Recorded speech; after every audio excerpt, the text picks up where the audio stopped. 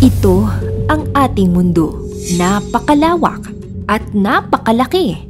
Pero kung ikukumpara ang Earth sa universe, halos tuldok lamang ang ating mundo.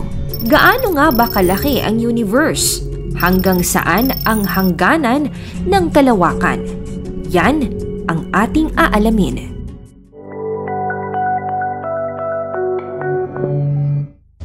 Ang lawak ng kaalaman ng tao tungkol sa laki at sukat ng kalawakan ay napakaliit at limitado kumpara sa kabuuan ng kalawakan o universe na hindi pa natin natutuklasan. Sa katunayan, upang bigyan ng konkretong paglalarawan, ang planetang Earth ay ang maliit na tuldok sa isang buong papel na kung tawagin natin ay ang observable universe o ang bahagi ng universe na ating nakikita sa langit at napag-aaralan.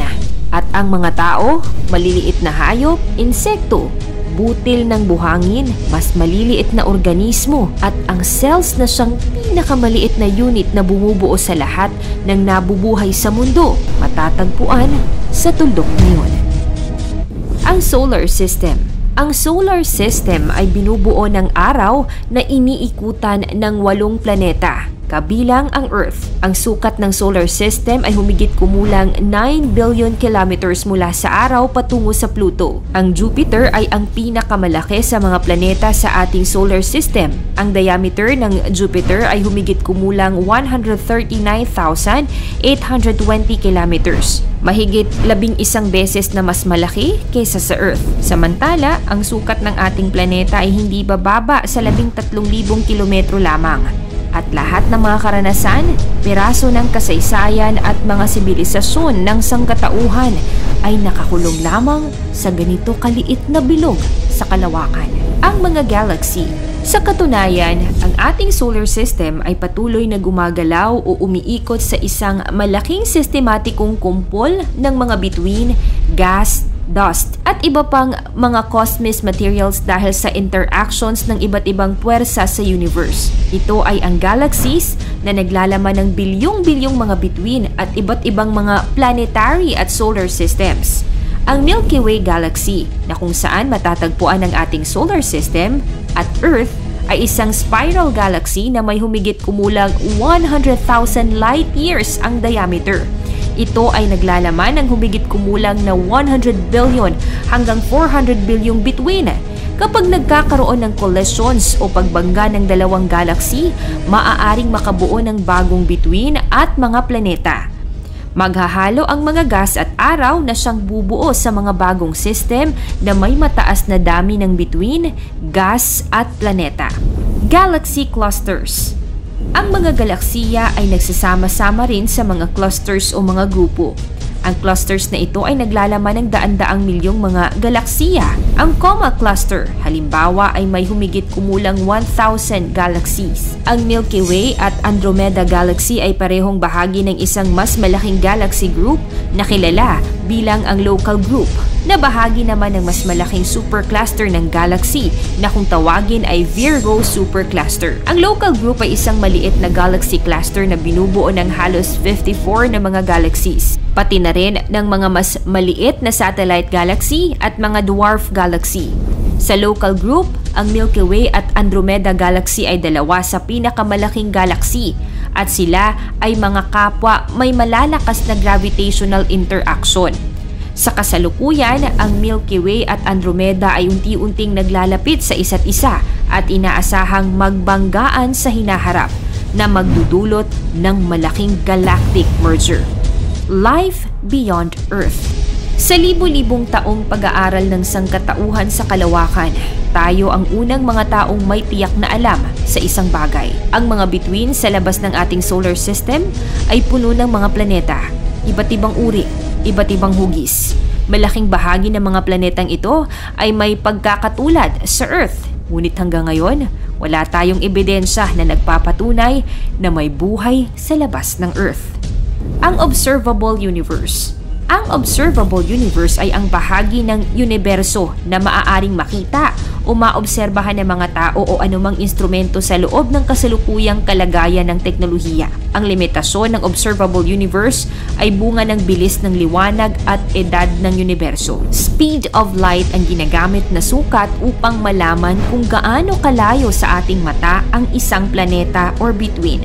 Ito ang pinakamabilis na bilis na maaaring marating ang anumang bagay at ito ay humigit kumulang na 299,792 kilometers per second in a vacuum. Ang liwanag mula sa malalayong mga lugar sa universo ay tumatagal ng milyon-milyong taon bago makita ng ating mga mata. Kaya ang observable universe ay may isang horizon o hangganan lamang na kung saan ang liwanag mula sa mga mas malalapit na lugar kagaya ng Milky Way Galaxy, constellations, mga planeta sa ating solar system at iba pang bituin sa kalawakan lamang ang ating nakikita. Samantala, batay sa pinakabagong pagtataya, ang kalawakan ay may tandang 13.8 billion light years. Dahil sa speed of light na siyang sukat ng lahat sa kalawakan, ang observable universe ay higit na mas maliit kumpara sa unobservable universe na nabuo sa loob ng 13.8 billion light years. Mula sa perspektibo ng mga tao, ang observable universe ay nasa humigit kumulang na 46.5 million light years lamang. Ito ang maximum na distansya na maaaring maobserbahan o makita ng mga tao sa anumang pamamaraan, kabilang ang mga teleskopyo at iba pang mga instrumento sa kasalukuyang kalagayan ng ating kaalaman at teknolohiya. Ang paglawak ng kalawakan.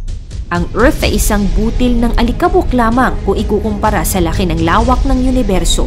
Ngunit ayon sa astronomiya, ang butil na ito ay mas liliit pa dahil sa patuloy na pag-expand o paglawak ng kalawakan.